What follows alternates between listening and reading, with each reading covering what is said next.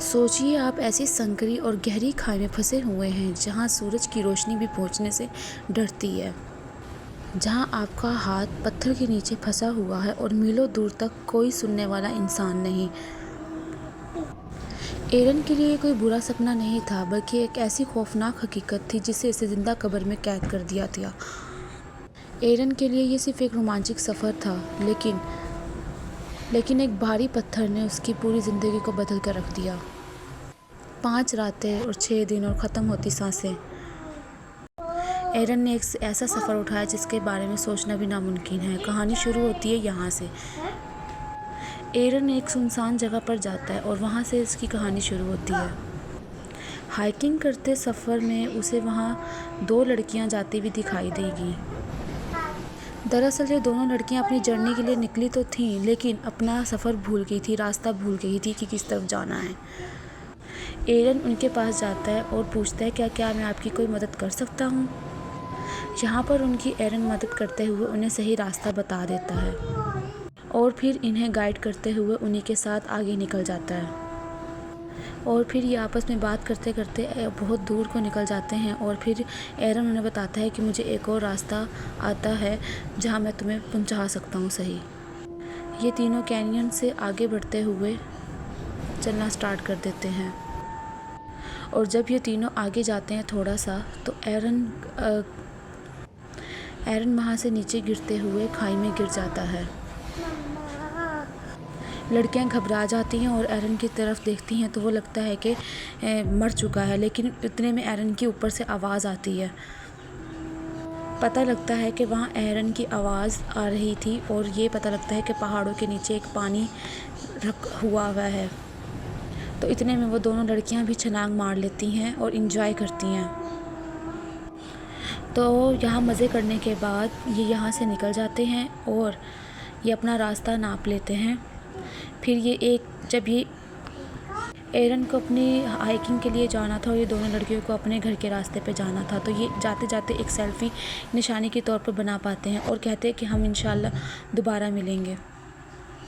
और ये एरन को दोनों लड़कियां कहती हैं कि कल रात हमारी एक पार्टी होने वाली है जिसमें तुम भी आओ। एरन हाँ कह के आगे बढ़ जाता है। ये अपनी हाइकिंग को एंजॉय करते हुए आगे बढ़ रहा था और मुश्किल सफ़र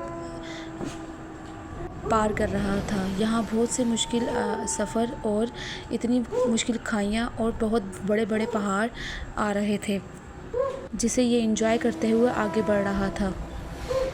ये एक जगह पार कर रहा था, वहाँ से पत्थर का सहारा लेते हुए आगे ऊपर पाँव रखा तो वो पत्थर समेत नीचे आ गिरा पड़ा। तो यहाँ से होती है मुश्किल कहानी शुरू, जो इसके साथ इतना बुरा हुआ कि कोई भी ज़िंदगी में ये सफ़र नहीं भूल सकता। उसका हाथ एक पत्थर के बीच में फंस गया और बहुत ही बुरा फंस गया, आधा फंस गया था। तो पत्थर निकालने के लिए उसने बहुत सी कोशिशें की।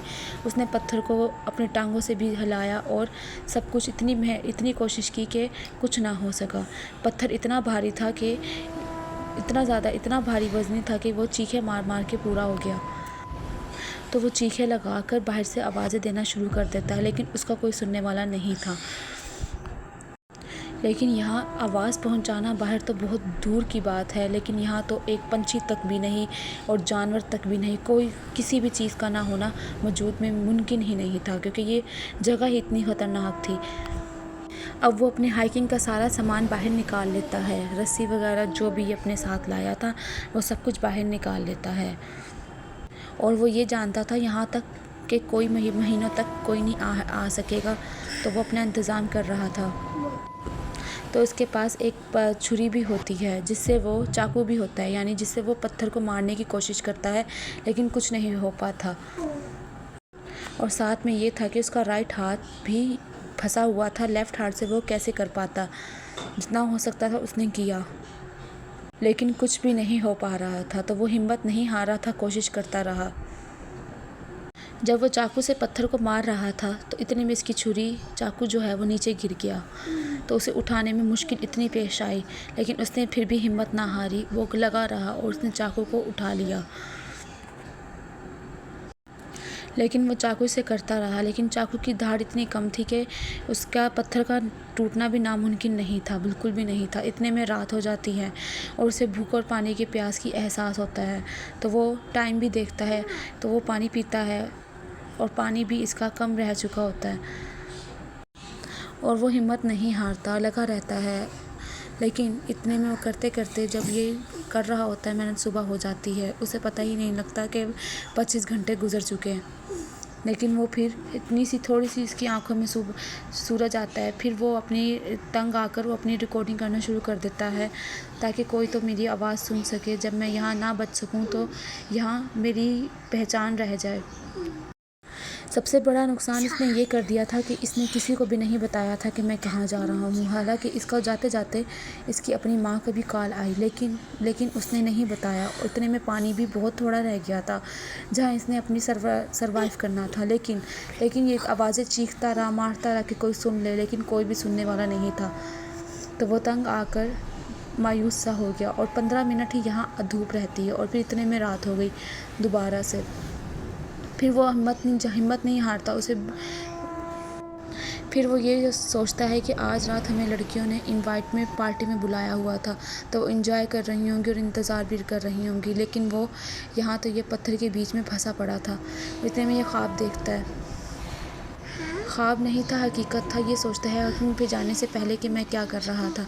इतने में इसकी मॉम की कॉल आती है और ये रिसीव नहीं करता और बताता भी नहीं है कि क्या हुआ है, कहाँ जा रहा हूँ। बता देता तो ये आज ये वक्त ना देखना पड़ता। यहाँ पे आ जाते, ढूंढते ढूंढते इसकी माँ आ जाती। वो अपने पिछले वक्त को बहुत ज़्यादा याद कर रहा होता और मायूस हो जाता है, लेकिन वो हिम्मत नहीं हारता और लगा रहता है, डटा रहता है। अगला दिन शुरू हो जाता है, तीसरा दिन। ये भी फिर भी हिम्मत नहीं हारता और अपने पाँव से ये लगातार पत्थर को धक्के देता है कि ये पत्थर निकल जाए, लेकिन कुछ भी ऐसा नहीं हो पाता। पत्थर इतना भारी था कि 360 किलो वज़न कैसे बंदा उठा सकता है।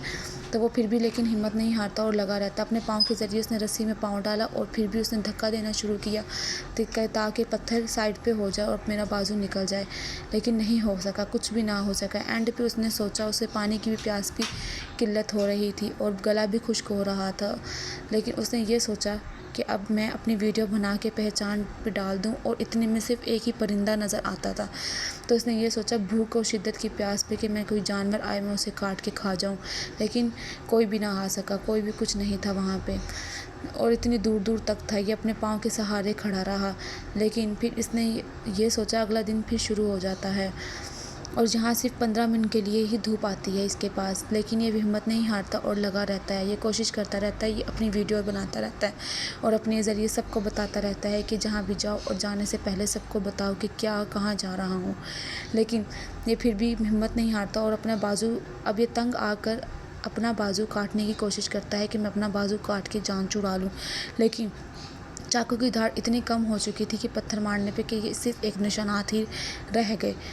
लेकिन और ये फिर वीडियो में अपने सारा कुछ बताता है कि मैं यहाँ फंसा हुआ हूँ और यहाँ बहुत मुश्किल सर्वाइव है, निकला नहीं जा रहा, कुछ हो नहीं रहा। तो फिर ये तंग आकर मायूस हो जाता है और इसे अपनी बेस्ट फ्रेंड के साथ बताए हुए पल याद आ रहे थे कि वो कैसे पल थे, कितने अच्छे पल थे।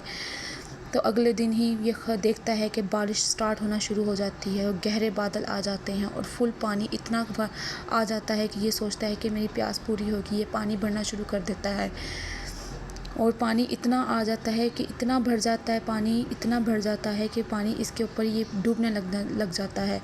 इतने में ये सोचता है कि ये पानी में बहाव हर चीज़ का कम हो जाता है, तो ये पत्थर को हटा के निकल जाता है और गाड़ी में बैठ जाता है। तो बस फिर ये अपने आप को आज़ाद समझ लेता है और ये समझता है कि मैं आज़ाद होंगे। लेकिन सिर्फ ये एक ख्वाब ही था, ज़्यादा से ज़्यादा और कुछ नहीं। ये सिर्फ एक ख्वाब में फंसा हुआ था, ख्वाब देख रहा था। और फिर ये नींद से बेदार होता है और ज़ोर ज़ोर से चीख चीख के चलाने लगता है। इतने में अगला दिन स्टार्ट हो जाता है, जिसमें से चौथा दिन हो गया था और ये बैठा वीडियो बना रहा था।